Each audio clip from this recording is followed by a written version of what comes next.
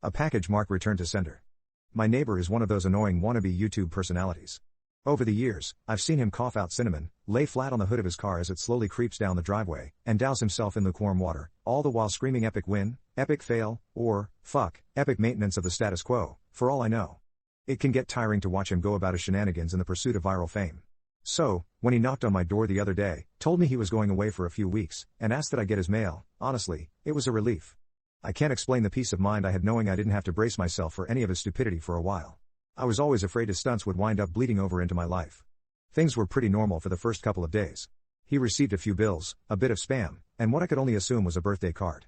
Then, one evening, I got home to find a cardboard box waiting on his front porch. In big red letters was written return to sender. I'm no small fry, but I admit I had trouble lifting the box on my own. It was really freaking heavy. Lugging it across the road to my house was even harder, and I quickly realized there was no way I was going to drag it up the stairs and through my front door.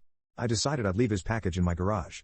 It wasn't like I kept my car in there, the garage door was a piece of shit that refused to open without a good thug and a whack.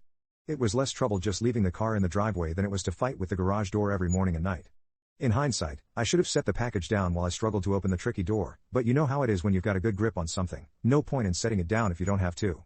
It was as I kicked the door for a third time that I lost my grip on the package, and it fell to the ground. I heard a light crack inside. Shit, I cursed. I hoped I hadn't broken anything important, but figured I just wouldn't tell my neighbor about it and let him assume the break happened en route. Hands free, I finally managed to get the garage door unstuck, and boy did it screech in protest as it rolled up and over me. I dragged the box the rest of the way, setting it in the corner for whenever my neighbor would come back to claim it. And then, I forgot all about it. Until a few days passed, that is.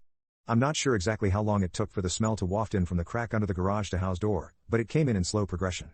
It was a sickly sweet odor similar to a skunk, and for the first few days after I smelled it, I genuinely assumed that's exactly what it was, roadkill that had left its mark on my house. It was only when I realized the scent was growing more intense instead of fading that I went looking for a source. That's when I opened the garage door, and that's when the odor knocked me back, holding my nose. The culprit wasn't hard to identify. The only change in my garage was the box in the corner. I remember thinking it must have been one of those meat of the month subscription boxes. The meat must have gone rancid from being left out of the fridge for so long. How much meat could have been in there for the box to have been so large and heavy? An entire freaking cow? I covered my nose as I approached the box, a pair of scissors in my hands. I probably wouldn't have needed them to open it, as it had become soggy enough at the bottom to poke through with a finger, but I wasn't about to poke my finger into spoiled meat juices. That soggy bottom was the reason I had to open the box in the first place. If I tried to drag it out whole, everything would spill onto the floor. I was going to have to dump the pieces of meat one garbage bag at a time, and take them down to the dumpster, a process I wasn't looking forward to. My scissors tore through the tape along the top of the cardboard box. I thought the smell couldn't get any worse, but as I flipped the flaps open, I discovered a whole new gamut of stink. It was like opening a burning oven, but instead of a heat wave, I was met with waves of piss, sweat, shit, and putrefaction. It was so bad that I staggered back and had to force down the puke begging to guzzle out of me. I don't think I could have handled that scent mingling with the horrors coming out of the box.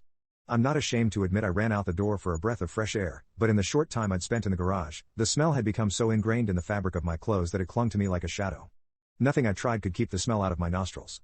Not air fresheners, not a face mask, not 3 showers and a change of clothes. Every second that box lay open in my garage was another second the smell was allowed a foothold into my home.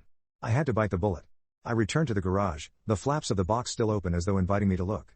I was prepared, a clothespin pinning my nostrils shut, a garbage bag in one hand, the strongest cleaner I could find in the other, and long rubber gloves to keep my skin from having to touch what was inside. But, as it turns out, I needed none of those things. I wouldn't have to touch or clean the contents of that box, I would only have to suffer the nightmares every night.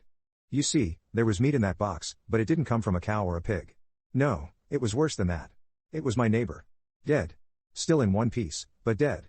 I called the cops, and naturally, they took me in for interrogation. It's kind of hard not to suspect the man with a corpse in his garage, after all. Thankfully, they soon realized I wasn't involved. My DNA might have been all over that box, the smell might have left a mark throughout my house, but there was one piece of irrefutable evidence in my neighbor's own hands that proved my innocence, a vlogging camera. They showed me the footage only once. I'm not sure if they were allowed to, or if they felt so bad for me they figured it couldn't hurt. Either way, I saw it. My neighbor was sitting in the box outside of a shipping facility, laughing as he told the world how he was going to mail himself across state lines. He'd brought pee bottles, food, a pillow, and a few flashlights. His friend, a guy I'd seen at his place several times to help with his stunt stash, closed the lid and presumably dropped him off for shipment. Throughout the next couple of hours, or days, I'm honestly not sure, my neighbor recorded a few short clips about his progress. I think I'm in a truck now, I can feel it moving, must be in a warehouse. Pretty warm here. Still got plenty of food, that kind of stuff. And then, on the last entry, the box toppled over. He broke his neck, and that was it. The camera recorded until either the memory card got too full, or the battery died. There's one thing I didn't tell the police after they showed me the video. One thing I heard in the footage that will haunt me to the day I die. Just after the tumble that broke his neck, I heard the familiar screeching sound of my garage door.